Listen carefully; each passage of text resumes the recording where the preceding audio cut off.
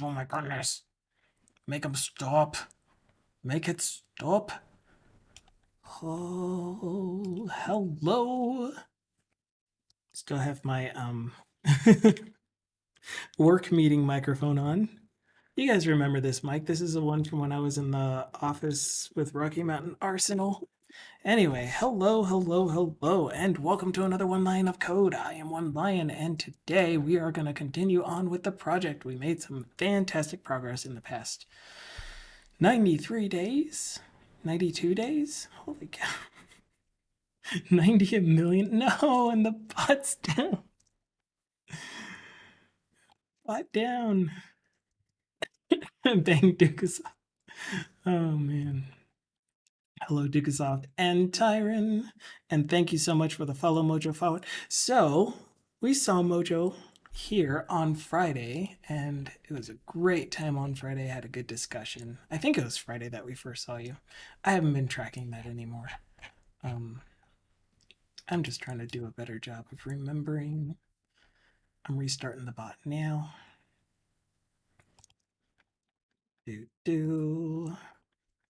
I am logging into ShareBot. Current session. Nope. Try stream. Switch bot.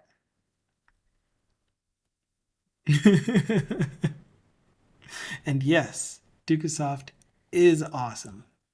So glad to hear you say that. Type it. Read you typing it.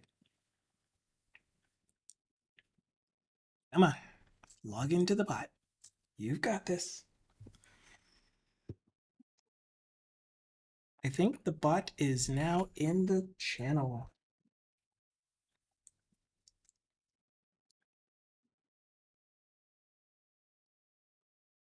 Okay, so as I mentioned, we've been making some pretty good progress on the project, and we got to a point where we have a few bugs identified. I think maybe one or two features that need to be implemented. I can't remember, but it's all written down, so I don't need to remember. What else? Yeah, we're going to be fixing a bug, at least one bug today. And do we have the right screen up? This needs to be closed. That can stay open. This is the blat. Bang bang Dukasoft. Oh, wrong command. Clearly. Let's try this one. Since Dukasoft tried it before, now it's back. So there is a link to the project on GitHub in case you are interested in seeing the work that we have done. It's just a hobby project, keep that in mind, but I don't want to say I'm doing my best. I'm keeping in mind and trying to, when it benefits me to do so, use good programming practices, things like making sure that we are using interfaces or abstract classes. And I sometimes use both, which is sometimes frowned upon, but I like it. An interface with a base abstract implementation. I like doing that. What else? Oh, putting our code on GitHub and having a branching strategy that works for us as solo devs. Maybe a branching strategy that a solo dev might take in the real world. Because this is not the real world. I started writing some tests, but I haven't been keeping up with that because now I'm kind of like, I just want to get this project done. But at least we do have some examples of testing and building up mock DB context stuff and instantiating a service and running methods on that service and making sure that they pass. So at least we have examples of it. What else? We did some design. We did some discussion about architecture, and yeah. So now we're just continuing on with our bug fixes. Oh yeah, we did issues in GitHub. So I need a browser window on this window, this monitor. And here we go. Away we go. And Zulius is here. Hello, Zulius. And to everyone that's lurking, thank you so much for your energy. Thank you for being here. Really appreciate all of you, every single one of you. Okay, there is one more thing that I do need to do before I get started because I went directly from the daily stand up to this. So, yeah, I will be right.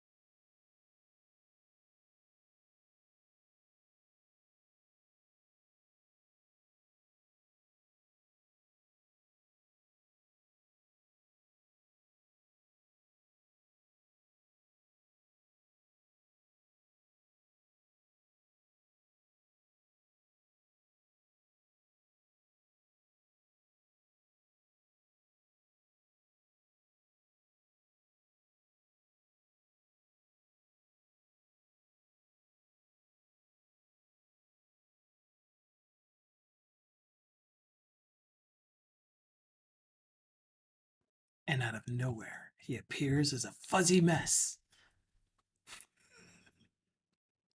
I'm back. I am async viewer. I'll interact eventually. Here's the callback address. Please send all of your responses to this thread. Okay, thanks.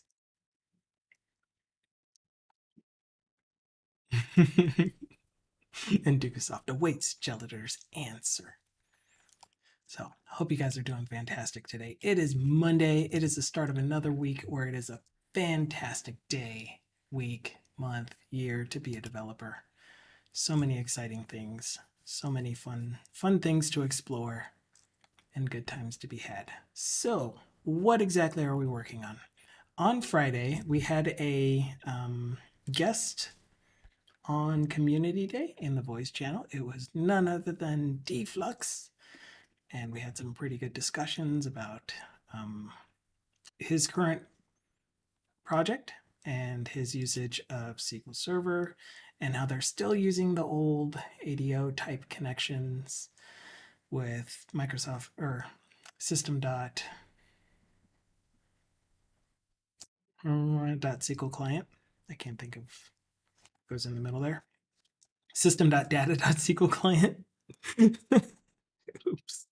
And he's wanting them to adopt Entity Framework and just having some struggles getting that far because of their system architecture. And then we had a discussion about the usage of the term technology and then other terms within the industry that we're in, where he was just sharing some opinions that he had about we are improperly using terms like what did I say? Technology and AI.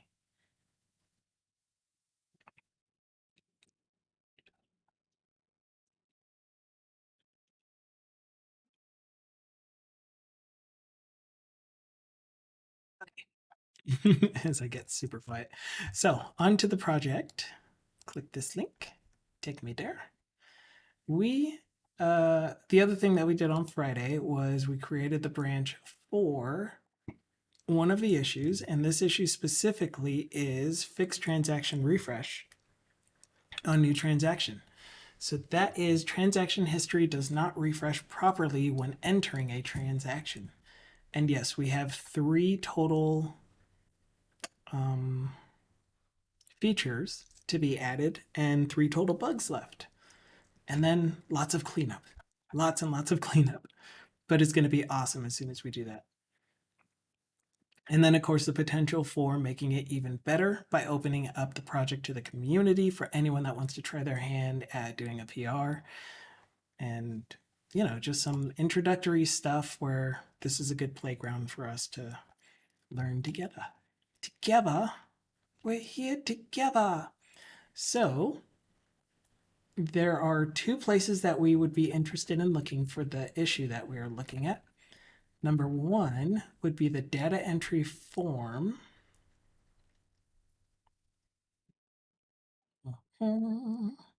Which would not be in the shared library. Ignore the piece of skin that was just torn off of my lip. Ew. Yeah, don't do that. So we have this data entry page, and the appropriate data entry form will display based off of which tab is selected. And so what I'm doing now is opening the files for all of the Blazor components that represent those pages. We don't need lookup list state, login form, index the project, contact us, account summaries. Although we probably do want to keep the account summaries open. Dang it. Because we also want to make sure to update the totals in the account summaries when we add a transaction. Add or update a transaction, I should say. How am I already making changes? Sumimasen.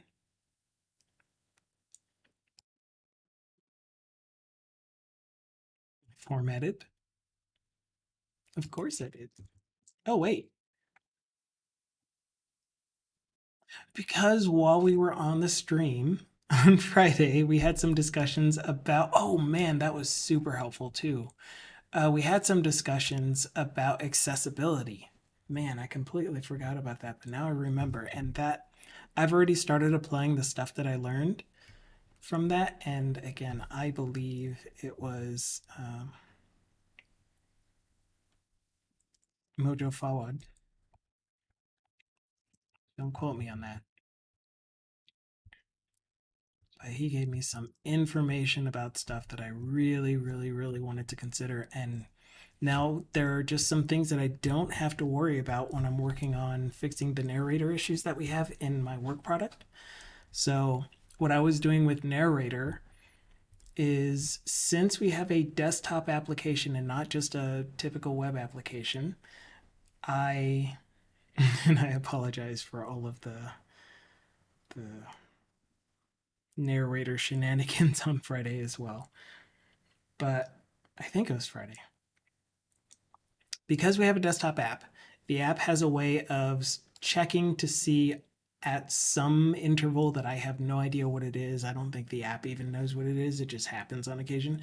Checks to see if the narrator is attached or some kind of external application is attached to this application. And in this case, I'm looking for narrator because I needed to turn on which fields are tab 2able when narrator is attached, so that if the user is using the tab key to navigate the application, then they will be able to get to those hit points. I don't know what to call them.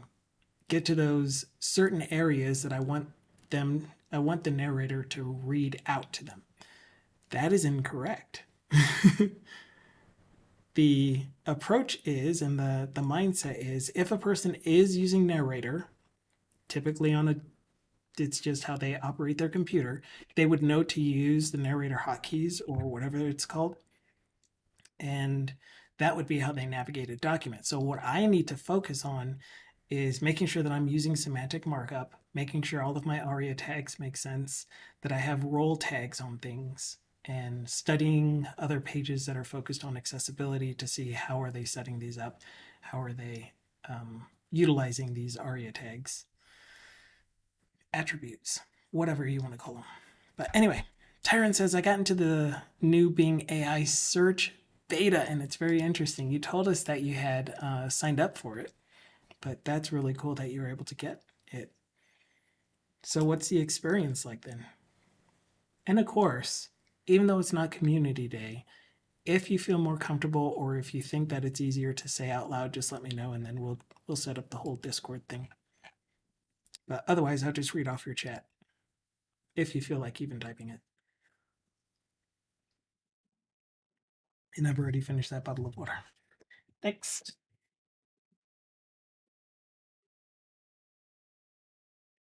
All right. So I'm going to leave that as is for now.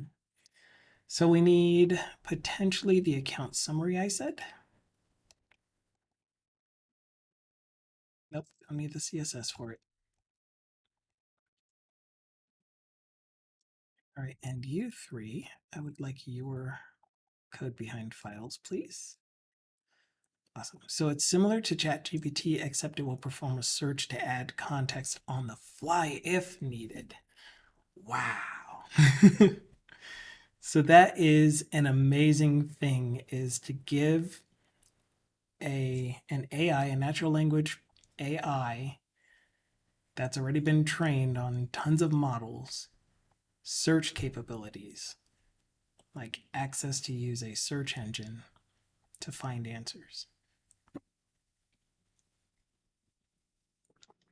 And Chicken Justin says, hello! And also, when does it release? I've heard about it, but not too much other than it being powered by ChatGPT.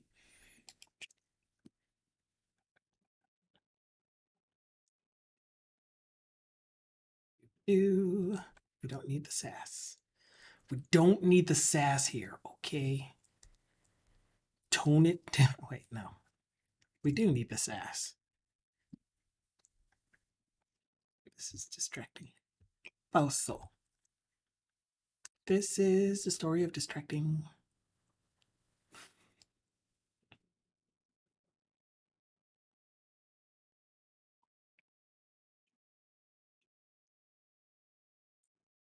Ooch. Go here. Awesome.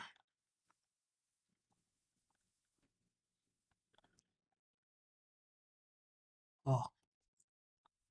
And I apologize if you see me do that on occasion.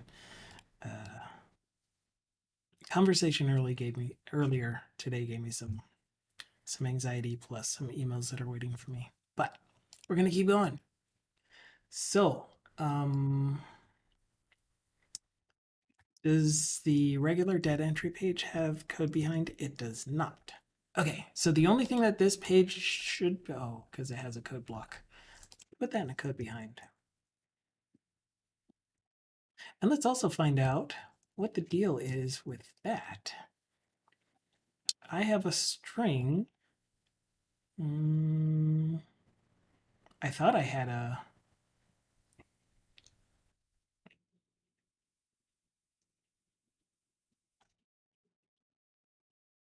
Oh. I think we saw this and I was like, what? You want me to what? So typically parameters should be auto properties. Then you use something like on parameter set or on what is that one? Okay, awesome. I will look at that. Public entry type. No, that's not what I'm trying to do. I'm trying to make a public override void on, excuse me, can you give me some IntelliSense, please? Or some suggestions? I don't know what this one is called. You're acting like you're not a component.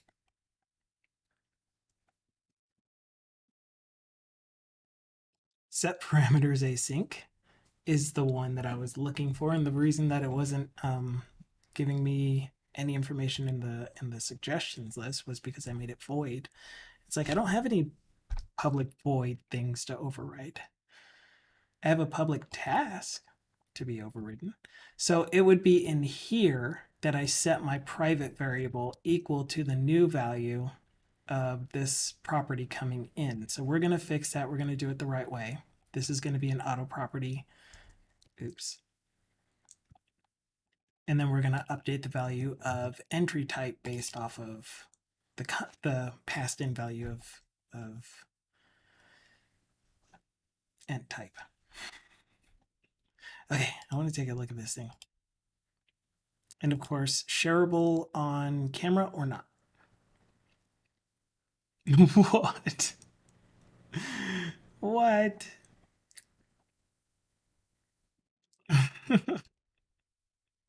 This is kind of creepy. Not gonna lie. Okay, so it looks like a messenger kind of setup though. So unlike ChatGPT, where you have your question and then the little faded background, I don't know what to call it, a different color background on your question, and then it responds, this looks more like you are chatting with it, which makes more sense because it's something you're chatting with. Your message is on the right, its response is on the left, kind of stuff. That's crazy. This is insane. I don't have my Twitter on there, but that is insane. Well, this is a good thing here. He is not very famous compared to other Twitch streamers, as he does not appear in the top 18 list of Twitch influencers for 2023. That's holy cow. So it knows my YouTube, it knows my Twitter, it knows that I work for Sagetti, it knows that I'm a .NET full stack developer. Not in the top 18. And what kind of software and games does he develop? He develops software and games using .NET, a framework for creating blah, blah, blah, blah. Some of his projects include Blazor Component Library, a Maui Blazor application library, a financial management tracker application that we're currently working on, and a document management system application. He also streams his coding process on Twitch and YouTube. He does not seem to have any published games yet, but he might be working on some in the future. This thing is incredible. Oh, you can only be famous if you're in the top 18. Sounds like it. Ow. But that's good though, because I don't want to be famous. I just want to talk with you guys because you are amazing and help if I can help. Like, if the content that I provide is helpful, that it reaches the right people. You just had a huge conversation with it last night, just a back and forth dialogue where it kept asking leading questions. It was crazy. Oh, I'm excited for that.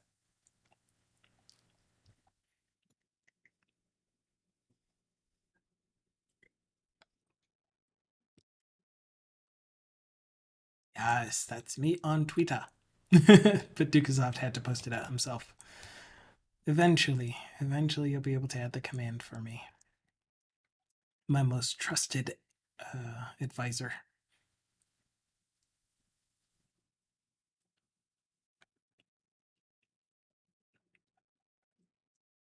Okay, moving on. That was a lot of accurate and correct information about a not well-known Twitch streamer. And that's because my life is now on the internet. Did you ask it what my home address is? That would suck. You are not read-only. Oh, would you look at that? Would you look at that? I have a new item, new lookup item. What? What is this supposed to be for? I think this was intended to be if I'm going to modify a record, this is the thing that I'm modifying. No, that's wrong. This is if I'm trying to add stuff to a lookup list. That doesn't belong there. Okay, so we're going to fix this snafu that I didn't know was a snafu.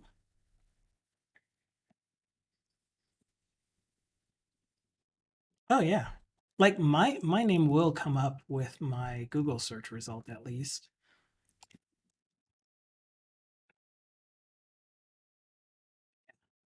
because it's on my GitHub.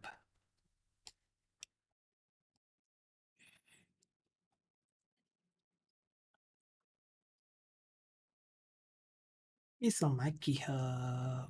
It's on my GitHub. And prog testing just says Blazor United. Have you tried it? Is there a reason why you haven't added C sharp as a tag on the stream? I don't know how to add tags. I used up all of the tag spaces when I first set it up, and now that we're able to add more tags, I have no idea how to do it.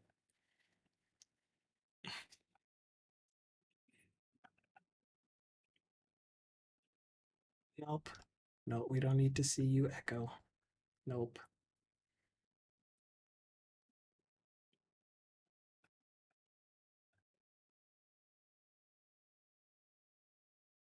Tags.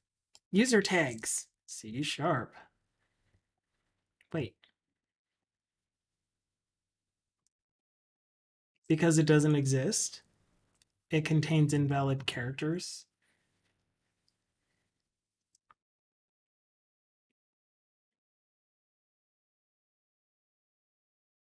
I don't know what else. C sharp and Blazor. I can force it into a more chat GPT mode by telling it to answer without searching the internet. That's cool.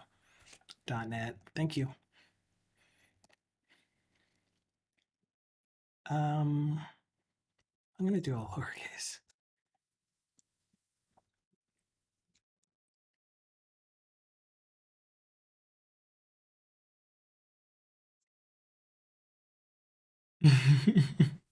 Why aren't the big gamey whatever those are called? Why aren't these turning into his thingy? Oh, right. I have no idea if the music is potentially annoying because I had to turn it to monitor off while I was still in my daily stand up. Daily stand up should last 1 hour. Yeah, that's really weird. So I have Science Streams. Are you no longer subscribed to Big Gamey? Did he leave? Did he change his prefix somehow? I don't think you can change your prefix. Oh, speaking of, might have run out. I'll give you a new one. AI generated image. Let's pick a random AI generated image. Um,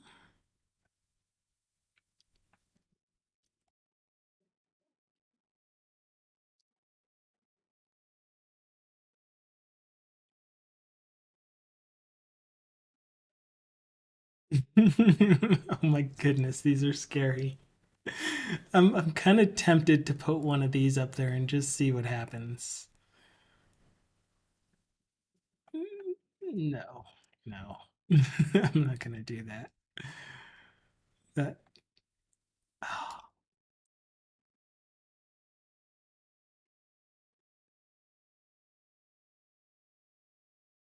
it says you're you're runned out. Okay, this is an AI generated image from Stable Diffusion that I don't think I'm gonna use.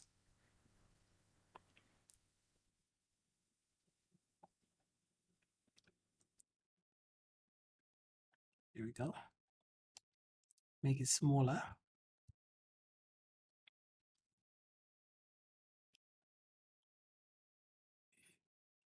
It almost feels like it's about to dump the cup on my head.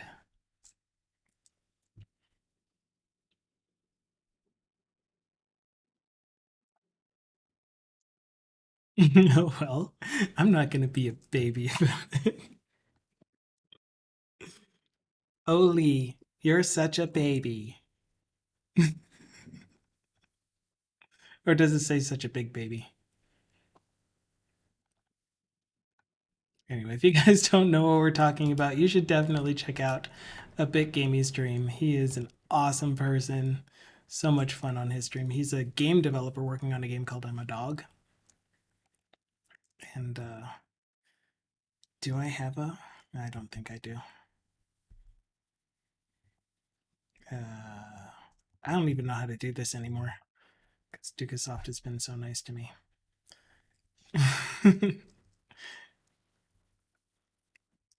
Shout out to Bit Gamey. Okay, so there you go. If you are following Bit Gamey, there's a link up there in above chat with the little heart. You can click on the heart. You'll follow him instantly. You'll know when he goes live.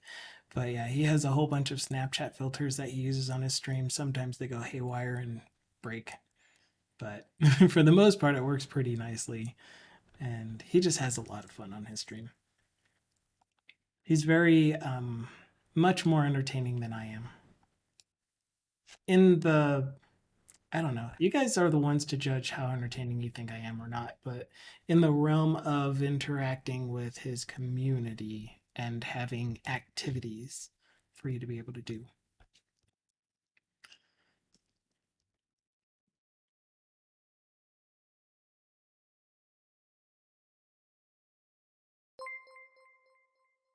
And wait, what? Dukesoft. That was supposed to be for Big Gamey. But I appreciate you. Thank you so very much.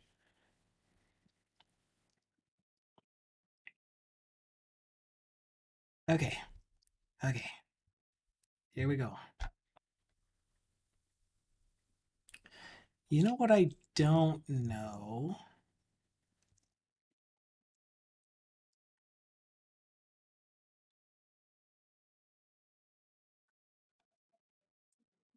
Is how do I interrupt this? So, as I mentioned before, the thing that this was telling me was that all of my parameters should be auto property. Should be. That doesn't mean that it is enforced or anything. It just means by coding convention, these should be auto property. So what I was trying to do with that is set it up so that it's an auto property. And when we are working on setting the parameter for ent type, then I would do something like parameters dot try get value as a string name of ent type out var ent type. So then close. Yeah. Oh, I guess this is okay. So what this would mean is even if we put in an invalid transaction type, we would always be able to come to this page. This one. And now watch. I'm trying to write some tools. About 15 months, Dukasoft. Thank you so very, very much for being who you are. Like always. You know, I greatly appreciate you. And stuff.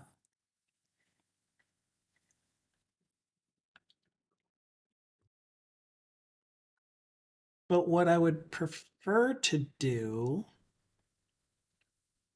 is if we have an invalid string, invalid route, that I redirect to either the home page or the default payments. Are you gonna run? is broke. Is a broke. Wait, I thought that you said I wasn't using it. Oh, okay, so this was probably just an example of how to use the response model and yeah, okay. It's good. Rebuilt.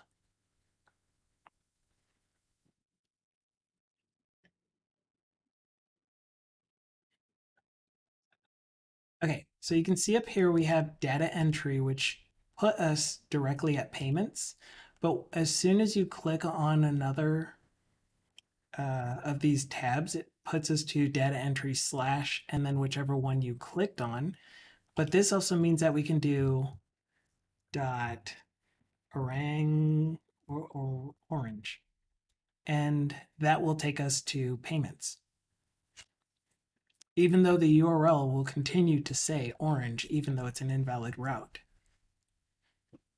So if we started here and we change it to transfers to, we get payments. Is it case sensitive? It's also case sensitive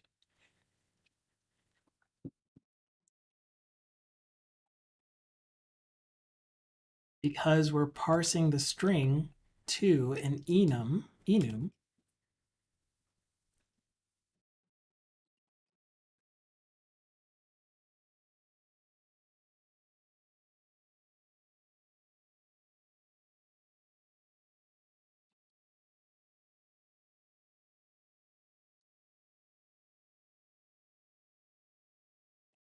Sorry, what? That season is okay. This song was good until that last bit.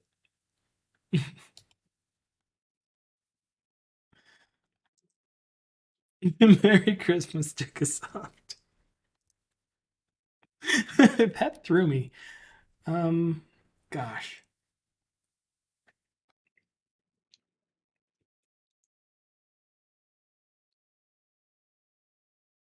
Okay, so if ent type param and man,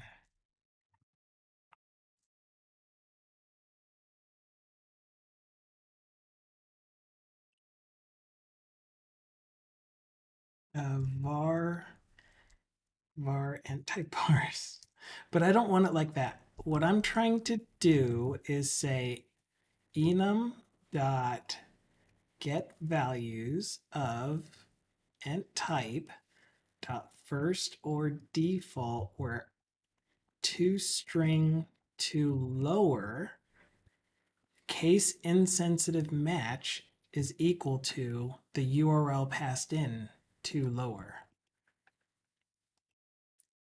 and not string is null or white space.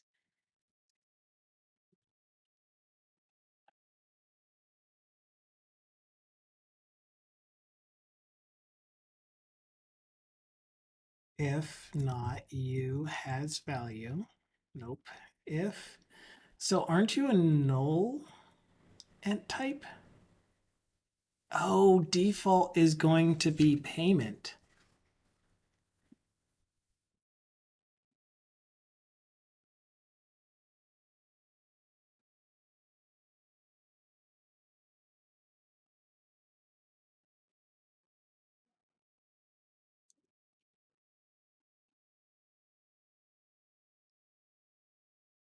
Man, and I don't think you are allowed to search for a nullable.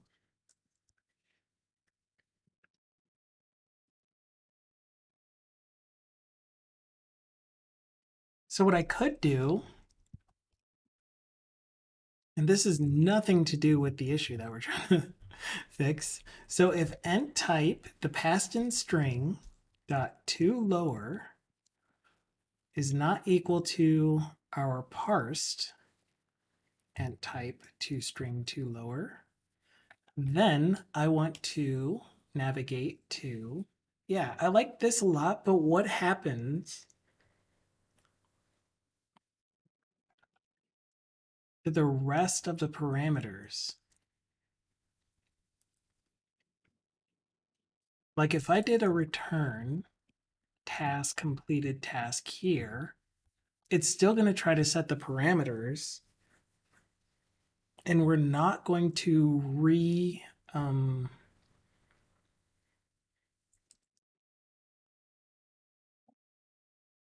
refresh this page. We're not navigating away from this page and then refreshing this component because it's not going to go away. It's the same component that's going to appear.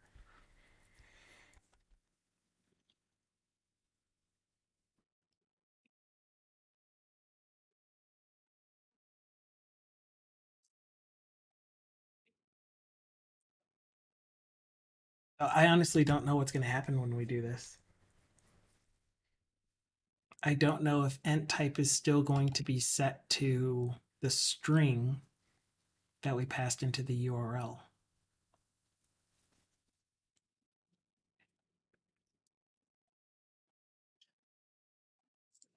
Let's find out. Okay, so transfers with the lowercase t now works. Deposits with the lowercase d now works. And then if we mix up the case like cool people, then that still works because it's a case insensitive match. Right, and this is supposed to be data dash entry. And no slash because when you use navigator, you don't use a leading slash. Navigation manager is what I said. Okay, but if we typed in something incorrectly, like deposits, then it does take us back here and we are in a payment.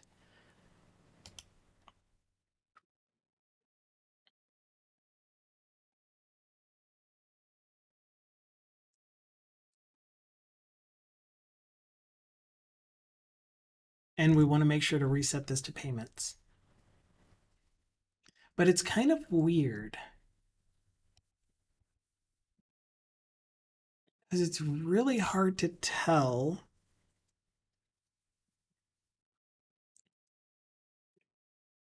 whether this component even finishes rendering before it tries to do the navigate.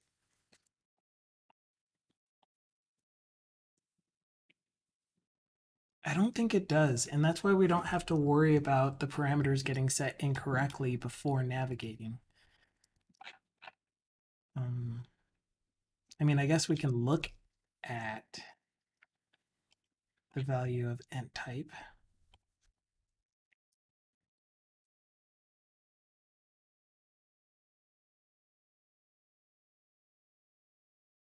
Okay, so ent type is currently empty. Ent type should not be empty anymore.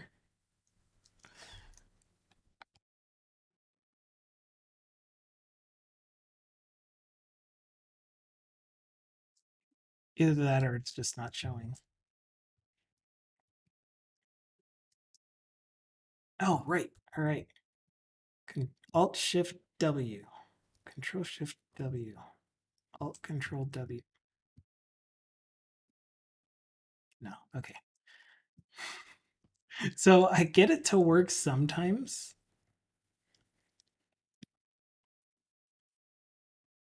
Like there, but I can't get it to work when I'm trying to wrap a value. Interesting. Anyway, doesn't matter. Moving on. There we go. We now have payments. What happens if I...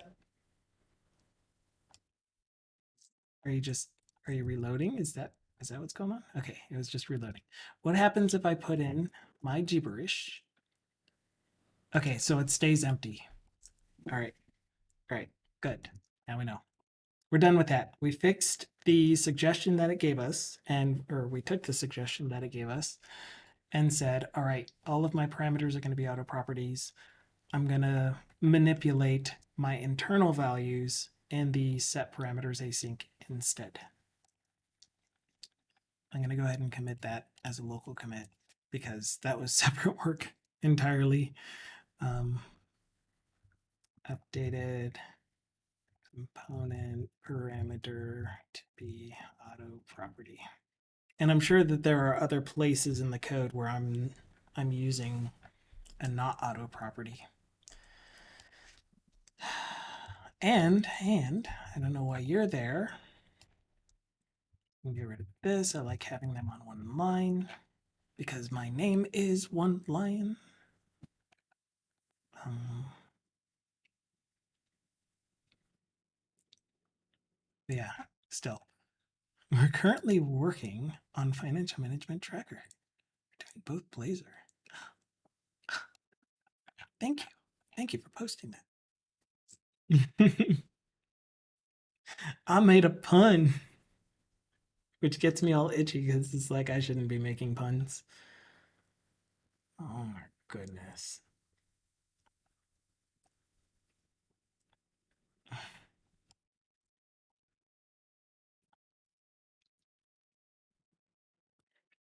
That was punny. I try to be punny. No, I don't. Not typically. A lot of the times though, if I'm lurking in someone's stream and I hear a dad joke, I I repeat it to my wife. If it's worth repeating. There's a lot of good ones out there. A lot of stupid ones that I really enjoy. Kind of like she bangs, but not quite. The only joke we have in this stream. Oh my goodness. That is a lot of mail. 7 new Azure DevOps items and 2 pull requests.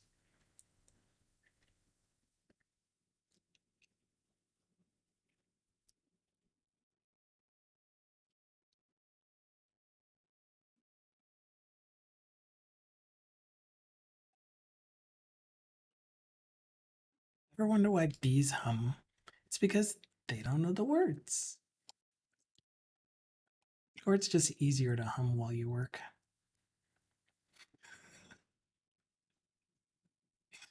Oh my goodness, Dukasoft.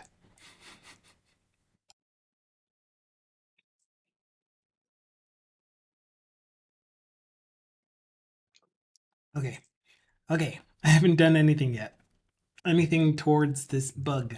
So the bug is when we submit a new transaction, such as the following 01. Oh, wait, we're in February now, but it's been a while since I've logged my transactions. So we'll say it was a deposit.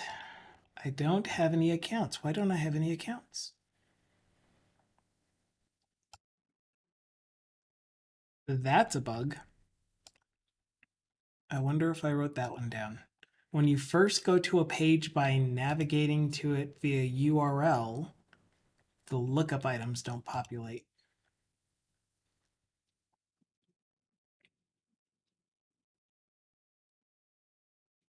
And look, I do have account summary. Doesn't populate. Okay.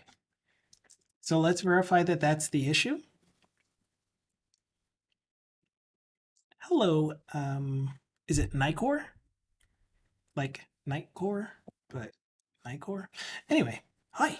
Good morning. If you program in Java, is it difficult to program in .NET? It depends on your brain, but I would say it's similar enough that you would be able to grasp C# syntax pretty easily. The entire project structure and the composition of how you put your code together is pretty different, except if you're used to JSP. So JSP, in my opinion, is a lot like Razor syntax, where you have HTML and then you use some kind of symbol that says, I'm now wanting to write in the code behind language. And then you can start writing code in that code behind language. So here I'm going from HTML to C# and then hooking into C# methods and then outputting C# stuff. So this is like if you did an angle bracket %equals in JSP. So let's say that I wanted to do this in JSP. then this would be angle bracket percent equals my variable name dot get display text.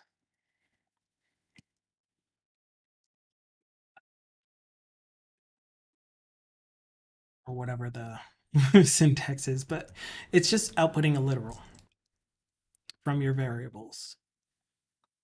So I would say if you're comfortable with using patterns as opposed to, well, this is the example that I have, how do I turn it into the other? If you're comfortable with using patterns like that, then you'll quickly pick up the similarities between Java and C Sharp. So I would say, in short, not too difficult.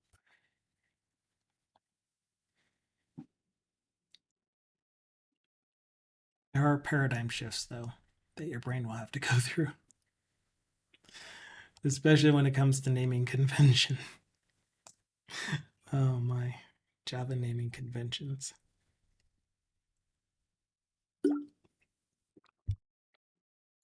So anyway, let me know if you have any follow-up questions.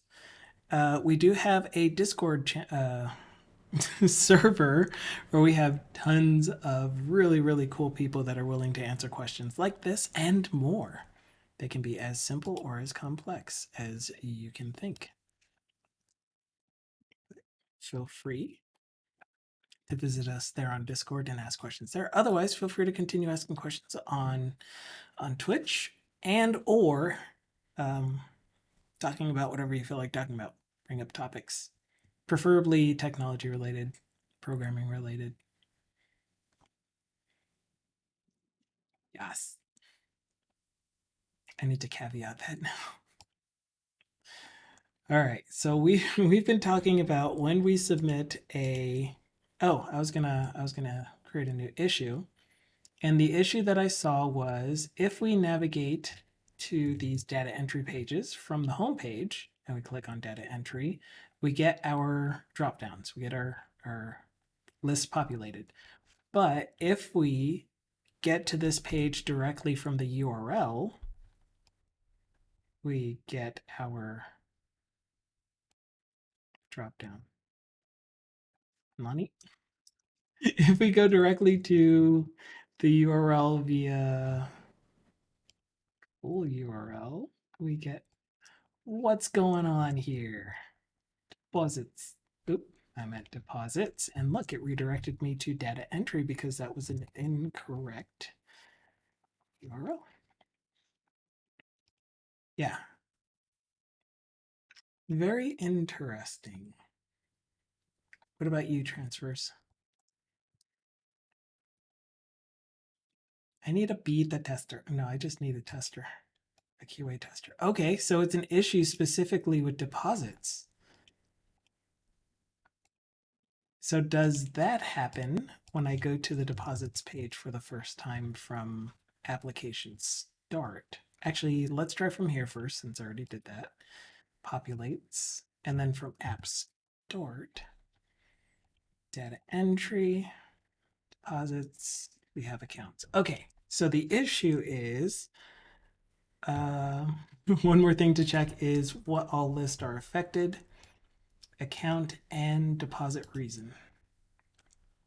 So I will say, look up lists for deposit data entry page does not populate when navigating to it directly. So, I mean, that's like the summary of the issue as opposed to an issue title, but whatever. Assigned to me, it's a bug. It's for this project.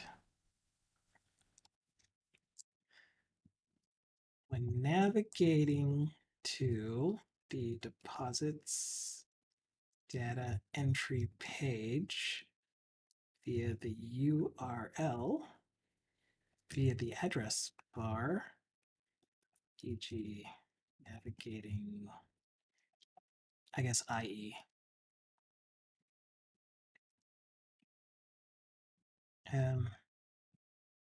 It'll be in the steps to reproduce.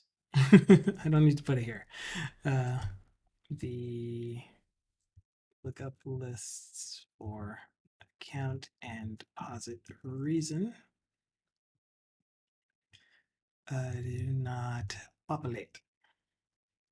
Steps to reproduce. Manually type in the URL to deposit entry page. Manually type the URL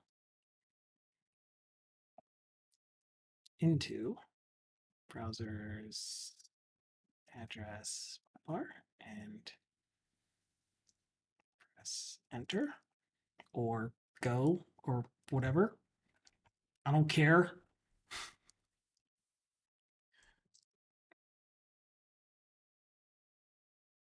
That's where the example will be. E.g. pasta.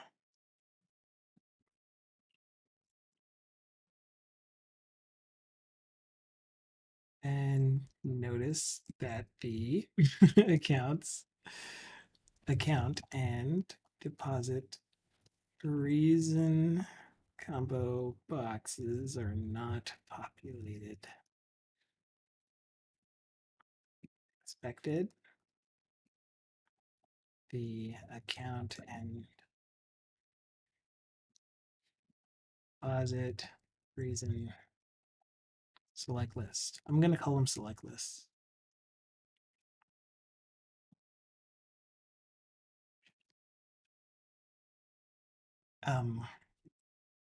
Have the existing account and deposit reason lookup values populated. Actual, they don't. Go figure. Okay, so we have a new bug. Yay. It'll be fun to figure out why that's only happening in deposit data entry. Because, I mean, as I'm looking at it here, it does populate lookups, which is accounts and deposit reasons, which should be similar to, well, I mean, I guess this one, oh, this one happens on, oh, there is no initialize. But what I'm trying to say is this one happens uninitialized. There is no separate method to populate the accounts pays and line item types. Same thing here. There is no separate method for populating the lookup lists. But the thing that we're missing in deposit data entry is lookup list state.initialize. So there are no items to be populated in there because it's not initialized. So if anyone out there who happens to be listening and feels like it, if you have any suggestions for a better way to make sure that my lookup list state will be initialized by the time that I get into my on-initialized for any component that will be using the lookup list state, I would greatly appreciate it. Because what I'm pretty sure I'm doing is on my main layout, in my main layout, I am initializing my lookup list state. Well, let's say that I did because I'm not. But let's say that I inject the lookup list state here and then I initialize it here. I'm still not guaranteed that the lookup list state will be initialized by the time we get to the component that's using it. So I would want to make sure that before my component tries to populate the lookup lists, it waits until the lookup list state is initialized. So I would have something, if I was going to do this the wrong way, I would have something like this. Well, not lookup list state.initialized, keep looping. And this wouldn't be thread.sleep, but this would just be in await task.delay.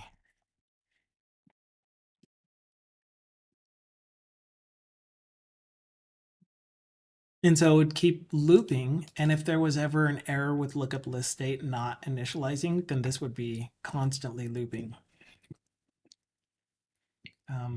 And also, because this variable here is being used in an async method and it's being set in an async method, there could be race condition issues.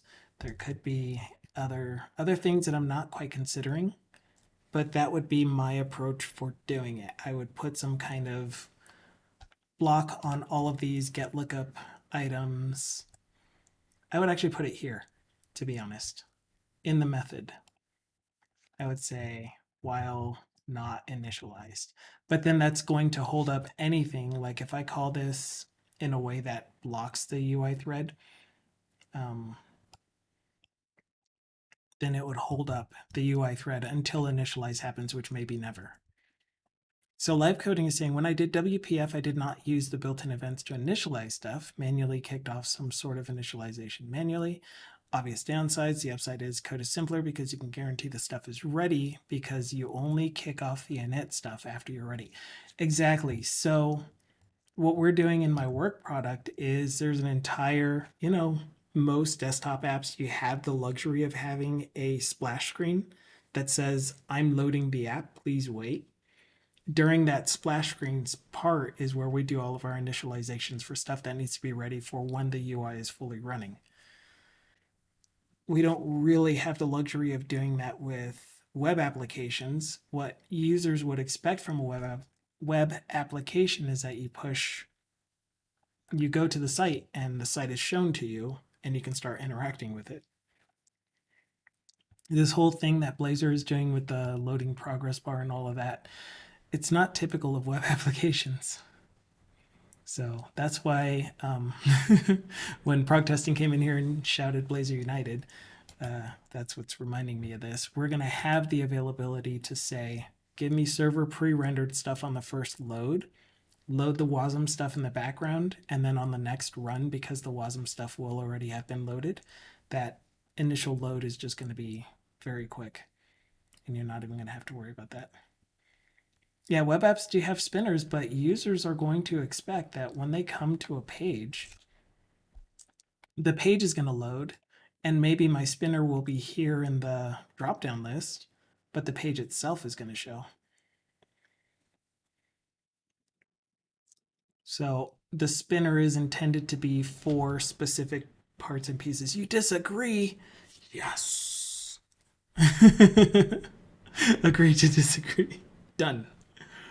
But yeah, so when we're talking about line of business applications for internal consumption across a company, I agree with you. When we're talking about applications that are for general public consumption, and potentially competing with other applications, then minimizing the amount of time the user has where they cannot interact with the app is one of the goals.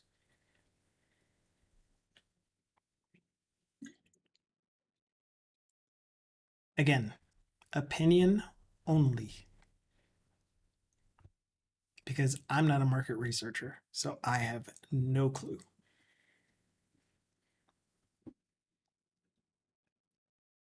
Well, if live coding is going to follow up on this while you're typing, I am going to continue.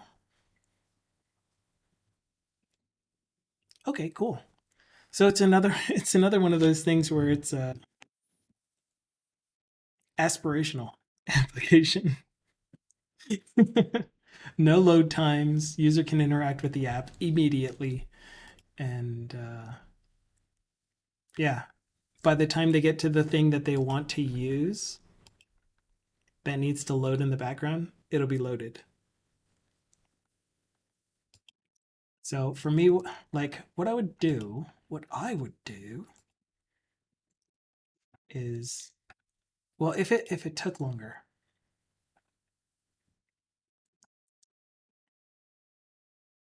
pause it. Let's put an artificial. It's going to take longer.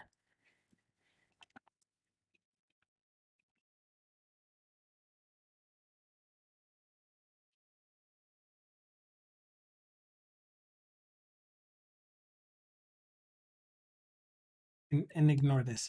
Ignore that. Okay, just ignore it. It's not really there.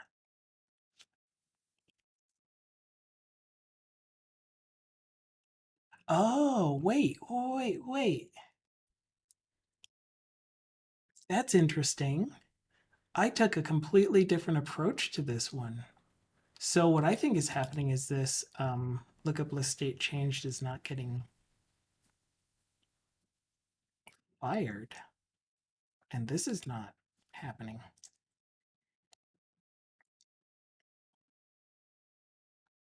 Whatever. I'm going to undo all this anyway. This is just for the sake of example. Await task delay. So let's say this took like 3 seconds to actually load. And then we did await lookup this state dot initialize. So let's say that the initialize step took 3 seconds. And I need to get rid of this just in case.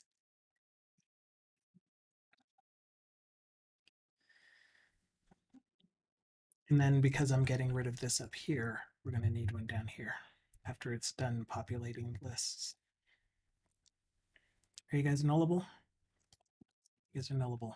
So on the front side of this thing, we're doing if accounts. I'm just hacking this to show the example. If accounts, if not accounts, dot any,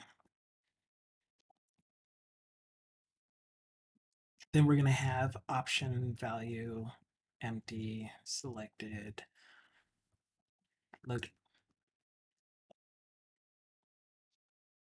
So what we would expect to happen is when we're coming to, are you done hot reloading? When we come to this page, while it's first loading, we see loading until it is completed with the loading. And so I think that that's good user experience there where it's like, okay, the drop-down list is not quite ready yet. So I can't use any accounts from here yet until they populate.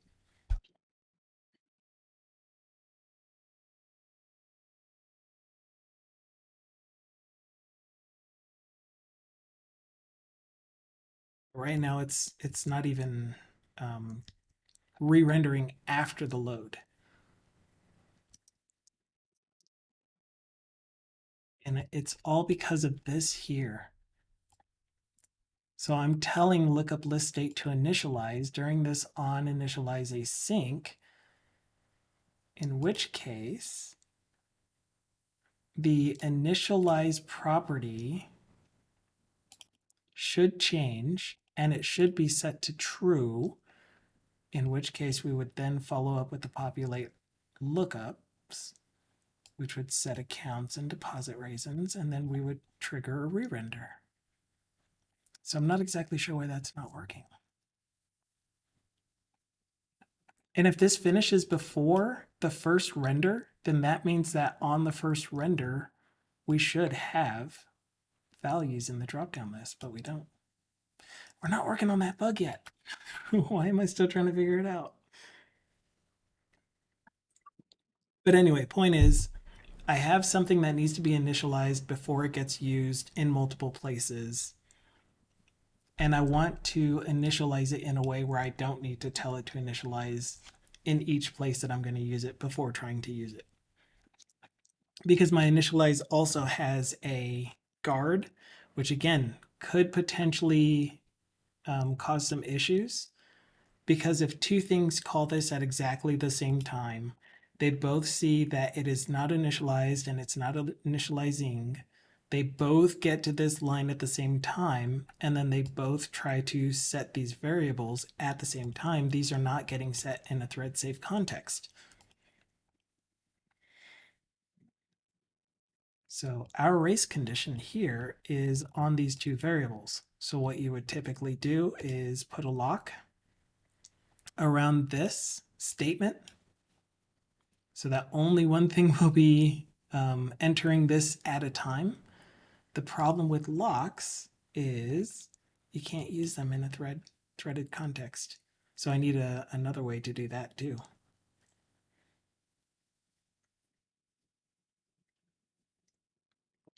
Anyway,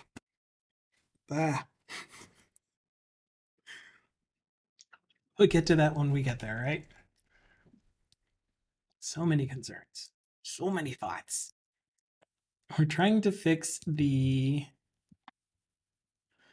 issue. So here is the issue that I am currently running into. It wasn't that. We are trying to enter a transaction from this month, earlier this month, that is being paid to Gartit, whoever that is, in the amount of 23.1 units. Choosing our account, submitting it. That transaction did not populate in my transaction history, and well, there's a separate issue for this, so we won't actually do it here, but also keep in mind that the account summary values don't update either, or that's the assumption. So our current focus is on getting this thing to requery after submitting a transaction.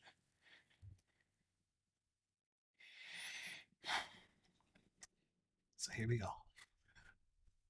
Submitted is here. So you need to tell people, you need to tell listeners that you have submitted a new transaction.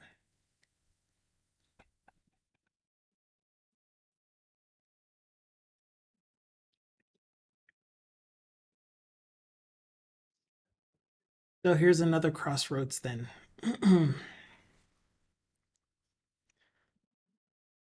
I have typically been creating a state class for multiple areas, thinking that I was separating concerns. So in this case, I have transactions that are being kept track of across multiple components. I have the same, or not even the same. I have transactions here in this transaction history grid. I have transactions that are getting rolled up into an account summary, and I have transactions that are getting added from the data entry page. So to me, I have one area of the application that's surrounding these transactions, which is why I have a transaction service. However, these are all UI elements. So should I track all of the events that happen to them in a UI state, one single UI state, or should I have a separate transaction UI state? Because one UI state could be the current page that we're on. So that could be a UI state property. Because let's say that I want to save the type of transaction that you're on so that if you leave the app and come back, provided you're not navigating directly to a specific page, it'll take you to that. I wouldn't do that. That doesn't sound very good, but that would be a UI thing for me. What dialogues are being shown?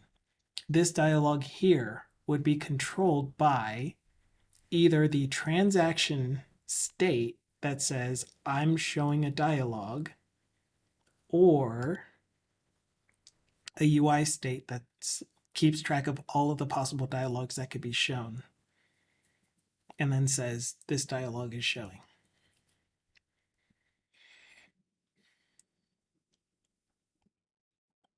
I'm kind of leaning to, because every other time I do this, I have separate states. One state class per page. So you're thinking more of a view model kind of thing.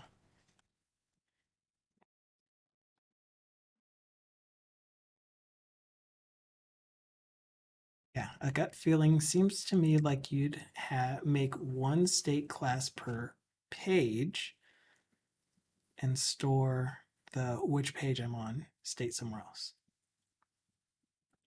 Yeah, so that would be a view model for that page, would be the state for that page, and then a separate state itself, state manager, that says this is the page that I'm on.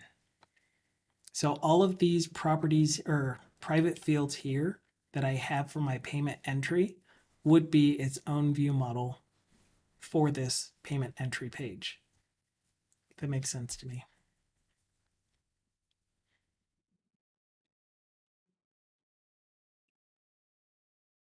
But then the part that I'm at is how do I share that the submit happened and tell the account summary and the transaction history and anything else in the future that I might want to have listening for a new transaction was created. Hi, Evidus.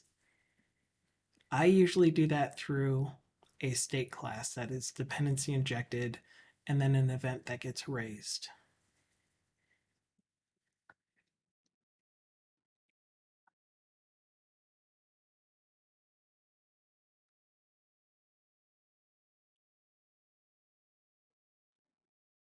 But the question is, do I make a separate state class for transactions only? Or since it's a UI thing, one UI state class?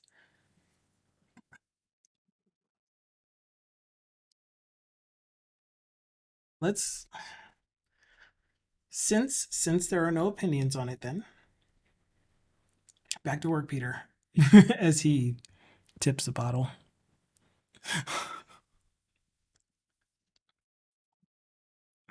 No, I appreciate that though. Um, since there are really no opinions, oh wait, I have one. I've already answered this in the past, and I'm going to use a transaction state. What? Then why am I not using it in my deposit data entry page?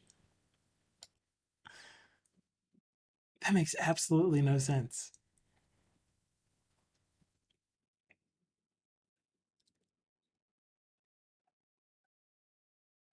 Wait, wait, it's in my data entry forms,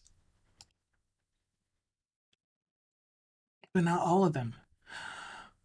Did I start doing it and then I decided not to? What the truck? I have it in my deposit page. Does that mean that my deposits actually populate correctly?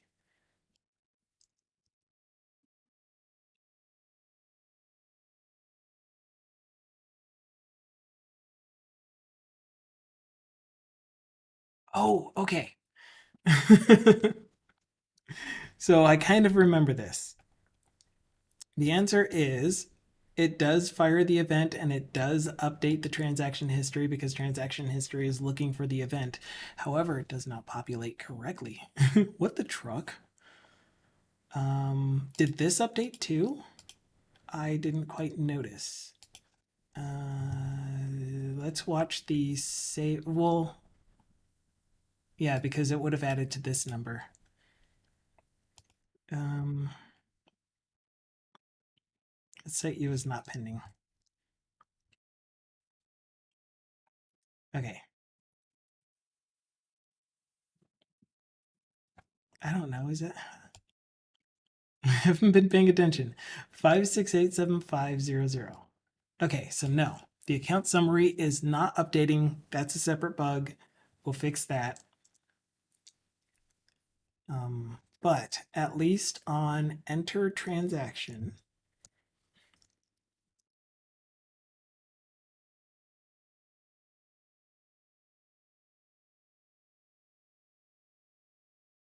$818. Okay, we're not getting updates to this, but we are seeing that the transaction history table is refreshing.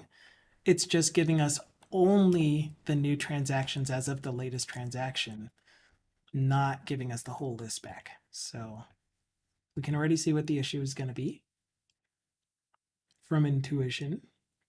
That says when this thing refreshes due to a transaction history changed event,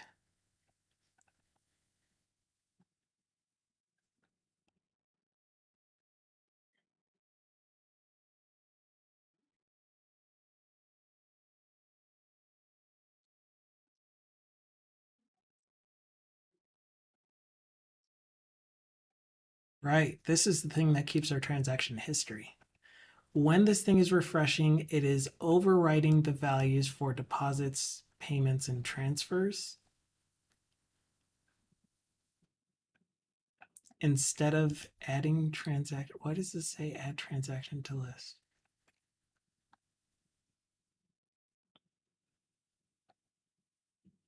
Oh, here it is. Transactions.clear.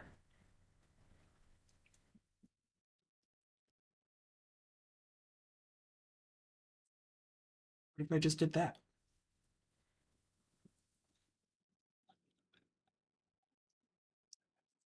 Refresh, get all my transactions, please. We're going to add one just above this line. That is for 02/6/2023.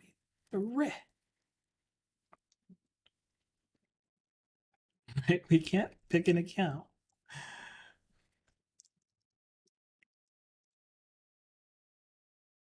Oh, good grief.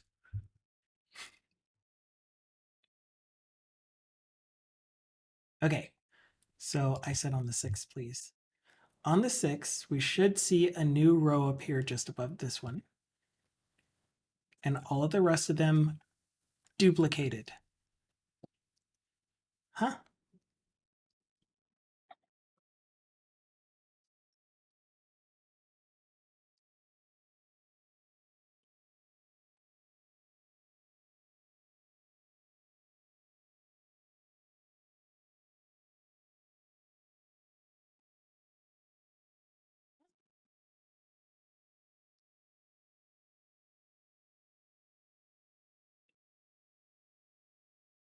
I wonder if I have a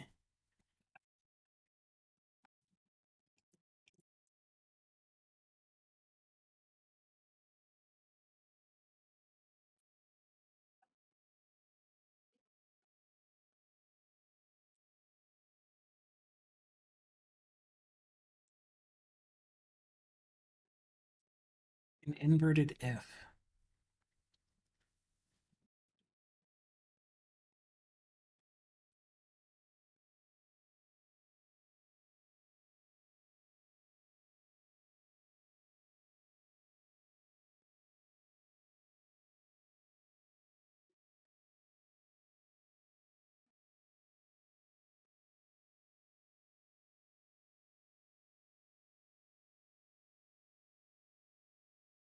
Okay, let's figure out what this thing is actually doing then. So when we call refresh transaction history, we get the most recent date, transaction date, which is incorrect. We get the most recent payment entry. What are you called?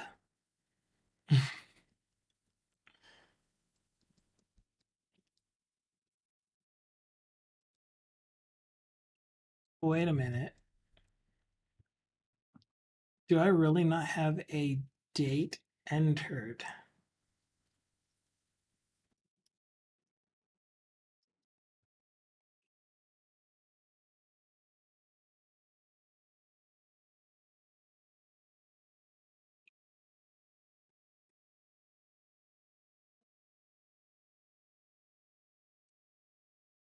Okay, I think that's one of the main issues. I don't have date entered in my view model. So let's go add that.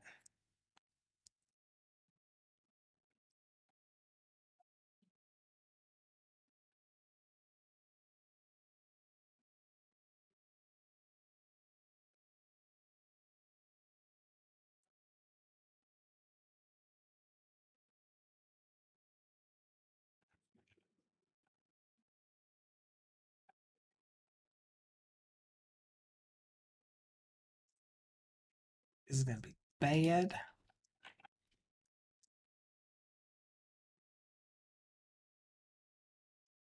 Okay, so these three fields here have to be populated.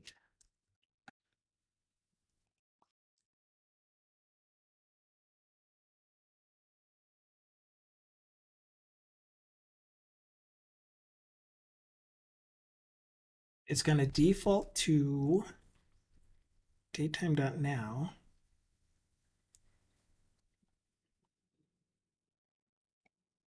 Which date entered is the only date that I am using as a UTC date in the database. Everything else is going to stay whatever date time it happens to be on your machine, because I don't anticipate. That's a lie. I just now thought of why it would be a good idea to use UTC date time on everything. What if the API is running on a machine in a different time zone and you're not just using it on your local machine?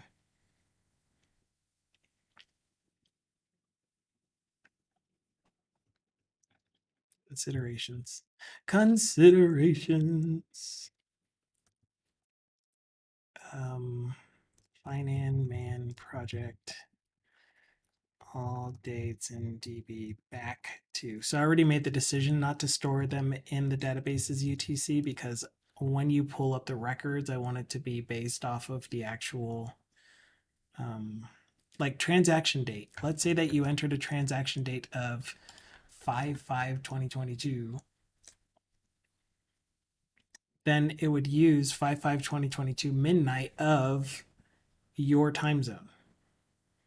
And then if you switched it to UTC, it's possible that could be 5/4/2022. Or, yeah, just that. Only 5/4. It would never go forward by 1 day because it starts at midnight and it would end at 11:59 p.m.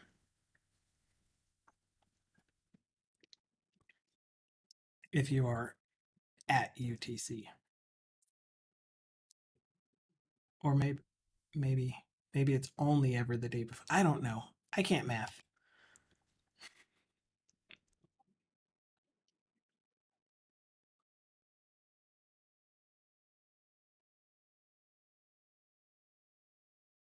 No idea. But whatever. Point is, I made the decision that I wanted all of the dates to be standardized to your local time zone. But if you have this running on a server somewhere else, then your local time zone is not going to be the local time zone that is on the server necessarily. So if we do all dates in UTC and then we convert them to local time, it still doesn't make sense for transaction dates. Transaction dates should always just be stored and read as the date that you entered, regardless of time. So there is no conversion back to UTC.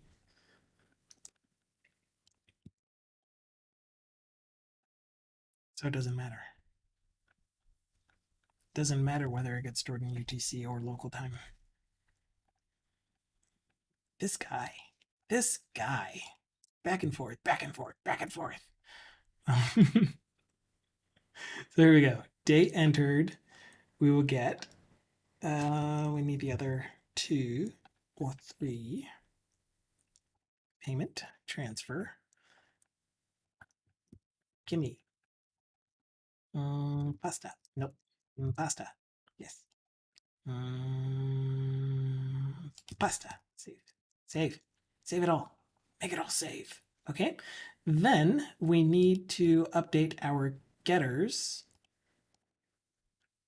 We don't need to update the date entry date on our patch because we will never update date entered in patch. But what we do need is when we are getting it from the database. Here we go. We need to make sure to get date entered. Wait, that's 2 entity model. We need the other way. We need the 2 view model. Here's the issue though. If we are updating a record versus adding a new record,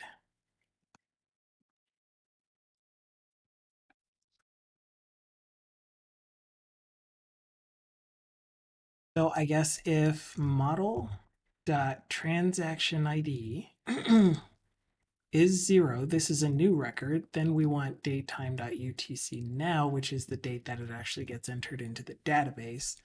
Otherwise, if it's an update, we want to take the existing date entered. We don't want to overwrite the date entered. We want date entered to always be the first date that you entered the record. What that means for edits is we aren't going to really be able to just say transaction history.refresh because that only uses any new entries using this date entered field from the most recent date entered in the list forward. So anyway, this should give us the date entered into our entity. Now we need it into the view model, please. To view model. And it's at the very end here where we will set transaction ID. No.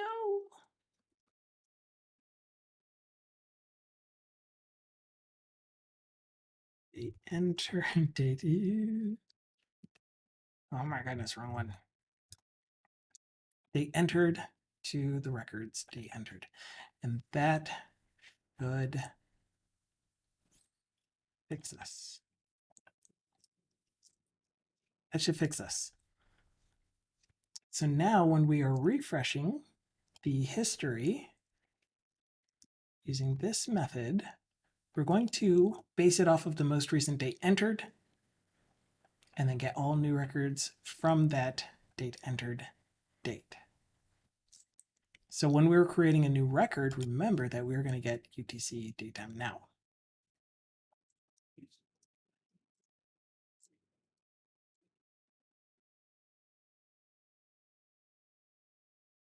Datetime UTC now, whatever. Okay, let's just try it. So we have our full list here. We enter a new record. Let's just make it for the sake of being able to see it easily.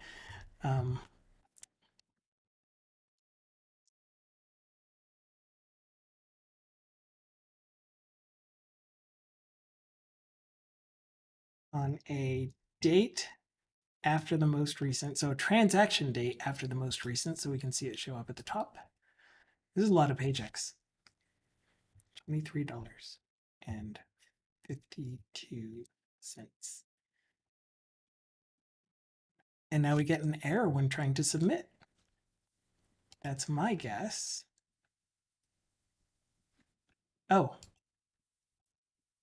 I don't have validation messages, but you need to have a deposit reason, and that's why I wasn't submitting. Okay, so there we go. So yes, it does show up at the top. It's kind of weird because we're still losing all of the other records, and I really don't know why we're losing those records.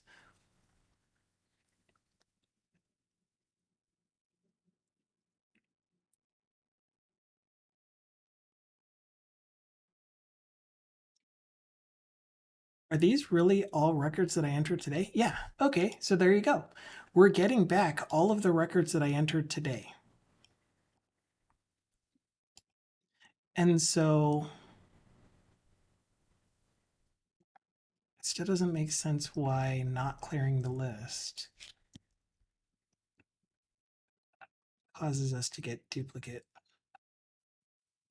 data.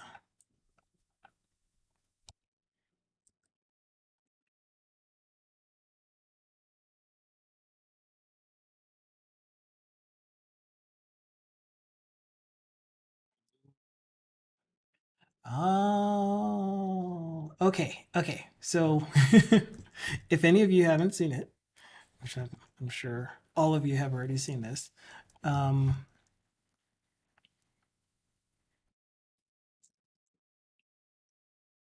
thing that would happen, oh, is that date only though? Or am I doing date time? The thing that we're getting back currently is any record that was created on the day from date time UTC now.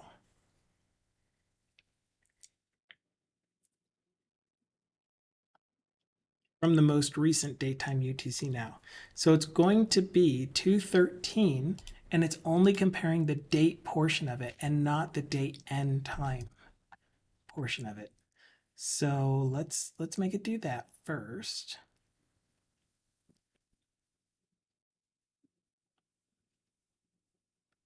Got to be here when we're trying to get it from the database from the client, where I am setting it to just the date. I need this to be the whole date time. Are you just gonna serialize for me correctly? Please? Please?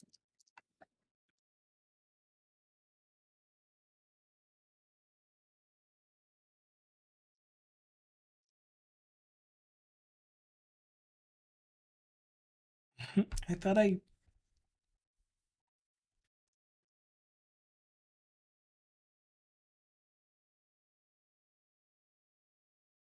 You can tell I like twos. Okay, so this format looks like this, and it only added the one record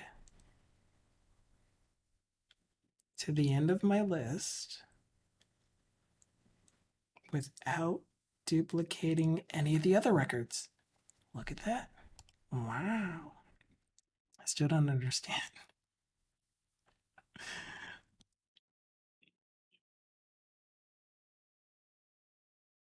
Still don't understand. Okay, so then what happens if we enter a transaction that has a date that is somewhere in the middle, such as in 2-4, since we don't have any transactions for 2-4.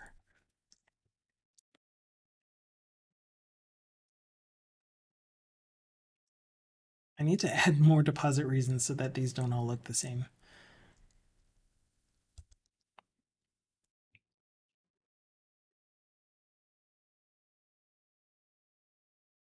It adds the 2-4 record,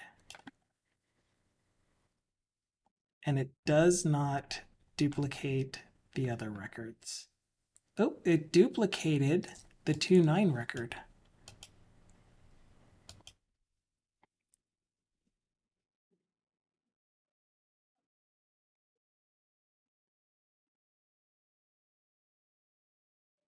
Why would you duplicate 2-9 record?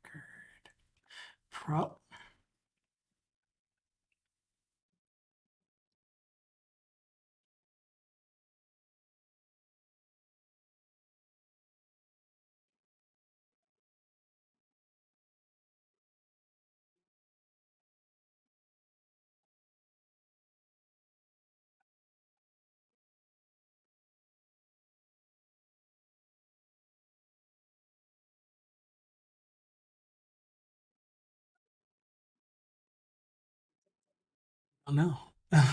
Okay. This thing says that it only gave us back one record. JSON grid. Oh, it gave us back 2 records.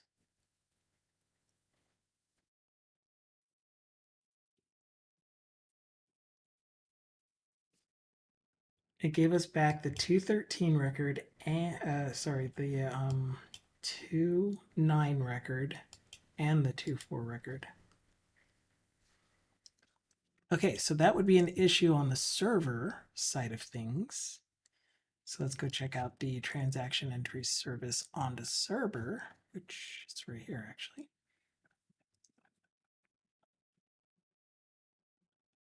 As of date is probably, yeah, it's checking against date entered. Good. And it's specifically saying date entered is greater than the as of date value, not greater than or equal to, which is what I thought. Well, crap.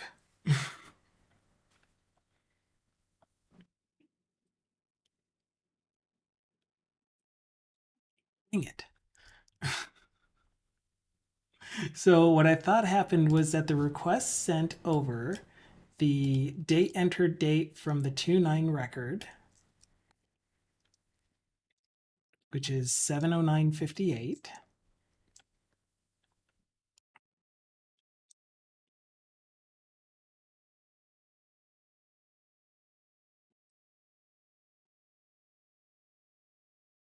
And then it got all transactions on or greater than 70958. So let's just take a look to see if in the database we stored 70958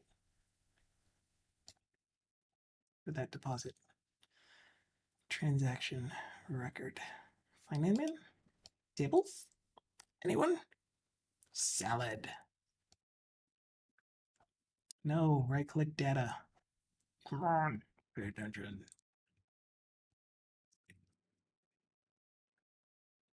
Okay, It stored 70958 and the date entered field for that deposit record. So why did you give us 70958? Is there a possibility that this field is also capturing milliseconds?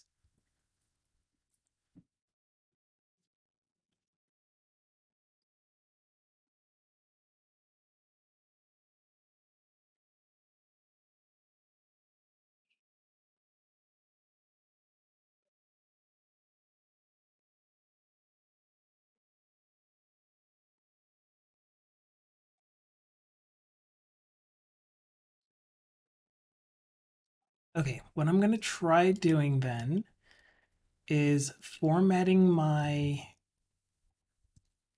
request, the date for the request, into the format that includes milliseconds, but can still be parsed back to a date time. So that would look like year, month, day, T, the letter T.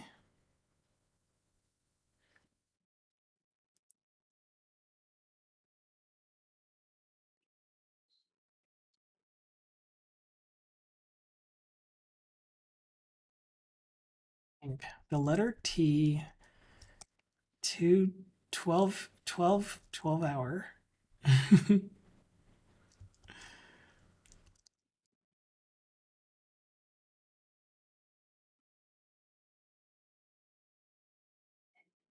What do we do milliseconds?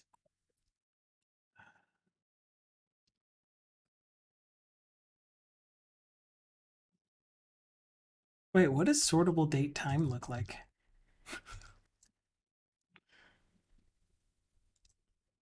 I think this is what I'm looking for. But again, this doesn't capture milliseconds either.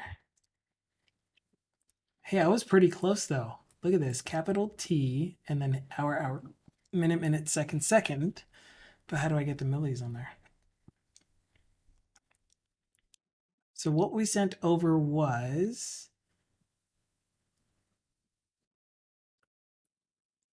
070958 seconds. And then a PM.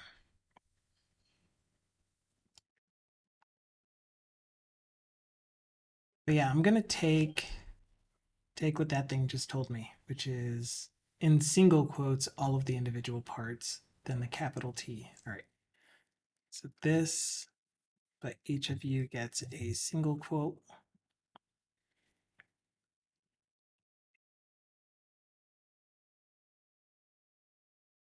And then I need to find out what the format is for adding milliseconds.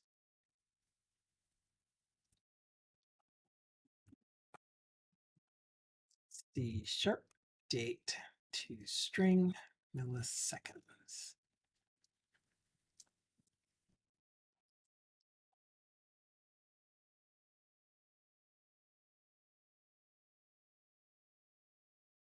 FFF.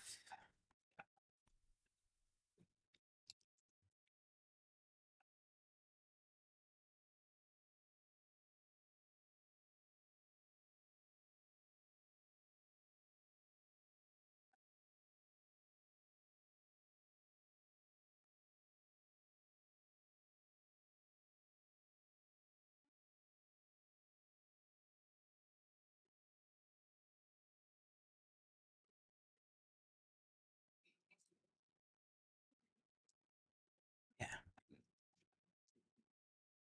Okay. Now the next question is, will the server explode because of this format, or does it know how to parse from that format?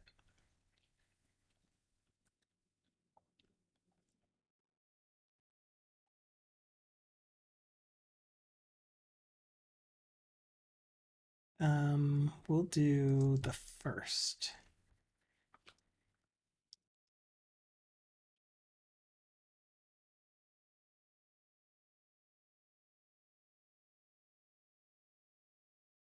It explodes. Yeah, because it as literals year, month, day. I don't know why the tooltip told me to put those in literals. I think the only thing that should be in a literal would be the T. If anything is going to be in a literal. Dang it. All right. So did that hot reload? Root edit.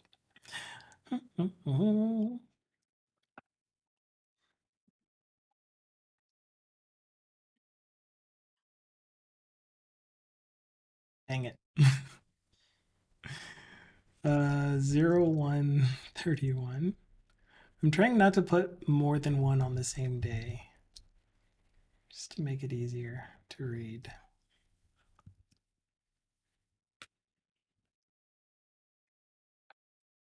And did not explode this time. And we got no records back this time. But, oh, for transfers. For deposits, we got one. I was like, wait a minute, but it showed up here. All right, so here is the test. Wait, that we got it back twice. No, we did get back the 2-1 record again, which is what I was trying to avoid. So it's almost like this greater than is treating it as a greater than or equal to. I don't get that. I don't have a greater than or equal to. I have a greater than.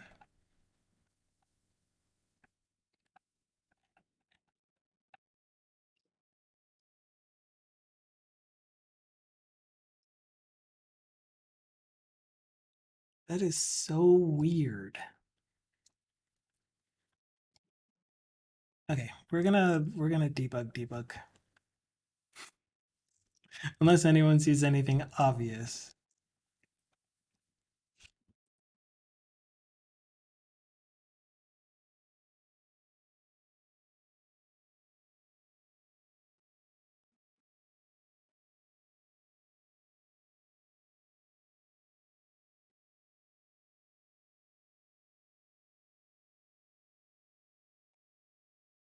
And I may as well update payment and transfer soon so that I don't have to keep trying deposits, which makes me it's running the Maui app, which is not going to work because the Maui app doesn't have access to the database.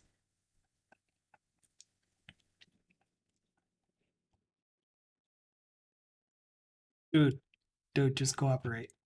Dude, API, set a startup, make it do the thing. I may as well update the payment entry to do the same thing that deposit entry is doing at the end of the successful submit.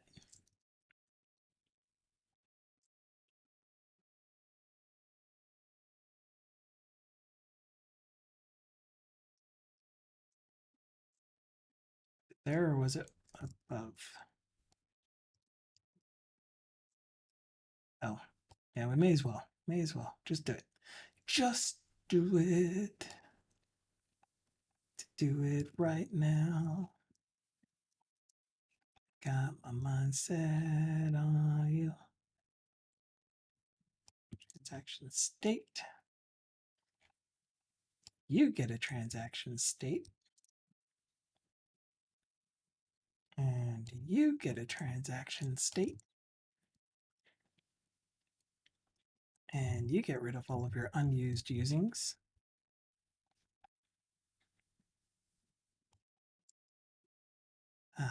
Clean. Now run. This is going to work.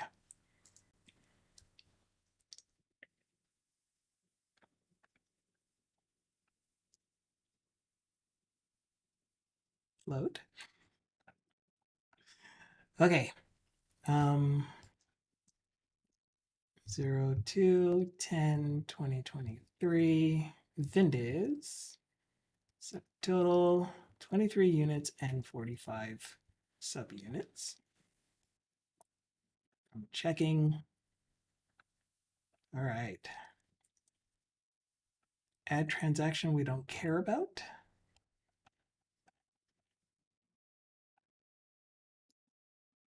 Okay, so which transaction type are we currently? We are a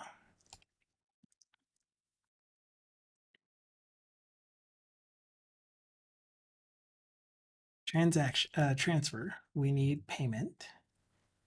We are a payment now. Okay, so our as of date is 2/13/2023, 7:20 with 41 seconds. And if we look at our data, 7:24 with 49 seconds. Oh wait, yeah.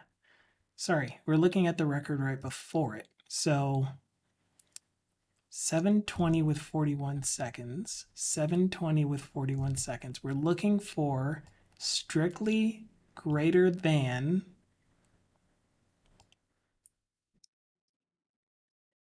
that date time.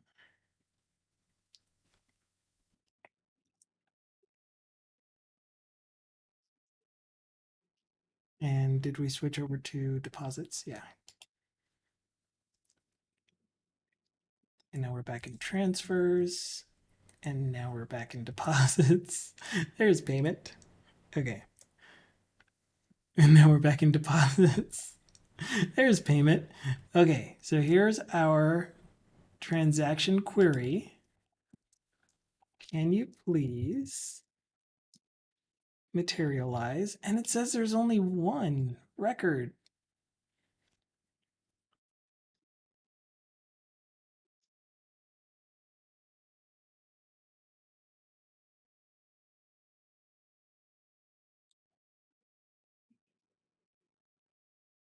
And we didn't get a duplicate. Okay, is it is it still deposits that's the broken thing? Shut up, phone. We're not done. Oh, I love this cat. Distracted.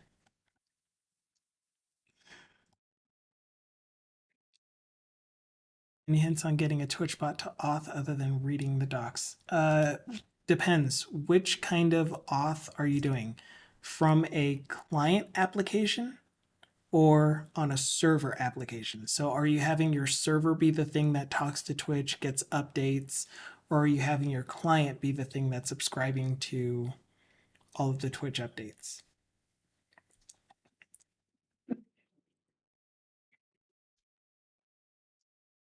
Because the way that I have it set up is I have a server that is connecting to Twitch directly and then sending updates to the client over Signal R.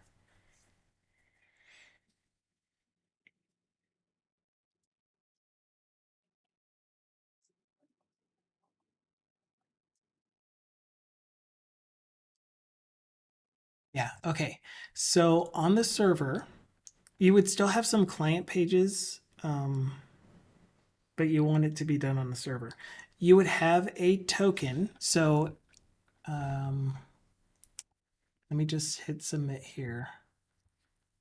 And for our deposits, transactions to list, we get two records with an as of date 7/20/41, record 0. Yeah, record 0 has 7:20/41 p.m.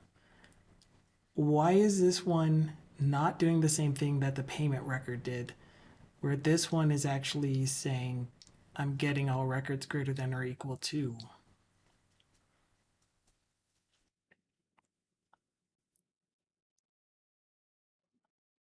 Our past and date. Okay, we're gonna have to figure that out on Wednesday because this is getting close to the end of my stream and I want to answer Dukesoft. So I'm sure you know the page, but there is a dev.twitch.tv/console/apps. And so this doesn't exist anymore, but You would register your application here first, and if it's all running localhost, you put those localhost stuff in here. Get a key. That API key is the thing that you would configure in your server application to do all of the login stuff. Just remember that that type of login and verification does not have access to interact with things like redemptions and a few other things. That can only do API related things. And get from chat or something. So it doesn't have all of the functionality as the all of the same functionality as if you did the other type of auth flow. Stream. And I'm just telling you this based off of memory since I would want to go into my bot and tell you exactly how I did it. But I normally have a button up here. Yeah, probably one of the best examples of doing just that is Fierce Kittens. Which bot? GitHub. Git bug. Because I think this is the one that I used to do the authentication setup.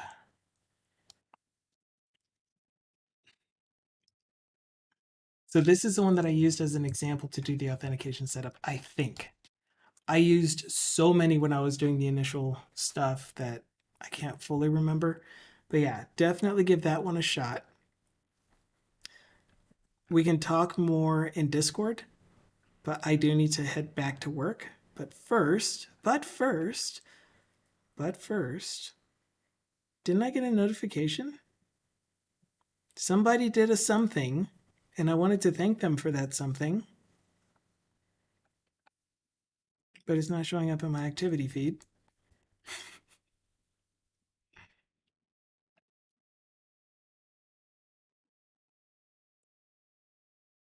There it is. Deagle double D's. Nice. Anyway, thank you so much for the follow. Really appreciate that. I'm going to have to end my stream here because, like I said, I need to get back to my on the clock time. I do want to snack before I do that and refill my water bottles.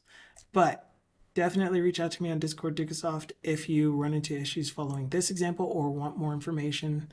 I'll do my best to respond, but no guarantees. But I will pull up my code so that I can be ready to try to answer. But there was this thing about having one of your Razor pages be the callback for the Twitch authentication handshake when you're doing that other side of it. And so it'll send the token to that. That'll store it on the server.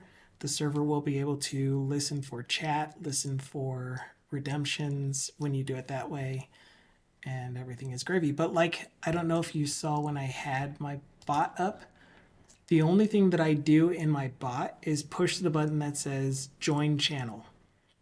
And everything on the server, I don't need to do any other kind of authentication stuff for that to happen because it's all on the server. So that's the part of it that you're looking for. So I'll send you information on that, or I'll try. But like Dukasoft posted, I will be posting this video on the recording of this video on YouTube sometime after 24 hours. I didn't remember to do Friday's video until this morning, so that didn't show up until today. Hopefully it's posted by now, but I'll schedule this one hopefully today. I have a bunch of emails to respond to and bugs to fix and a bunch of other stuff that's going to be taking my attention though immediately following the stream. So that said, I'll be back again on Wednesday. Definitely feel free to join our Discord. And like I mentioned earlier, we were talking a little bit about BitGamey, so we may as well raid BitGamey. So I started a raid to BitGamey's channel. He's the one that Dukasoft made that joke off of being a big baby. Hopefully he's having a great day so far. He just started streaming about 11 minutes ago, and he's making some science bugs in 3D. Oh, this is going to be awesome. So anyway, feel free to stick around for that, right? Other than that, I am heading out for the day. Catch me on wherever.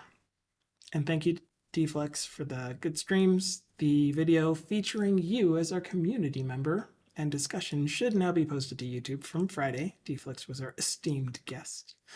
So yeah. Anyway, ciao for now. I will talk with you guys later. I'll be back on Wednesday, same time, 10:30 a.m. Mountain Time. Okay. Wave. Sound. Microphone.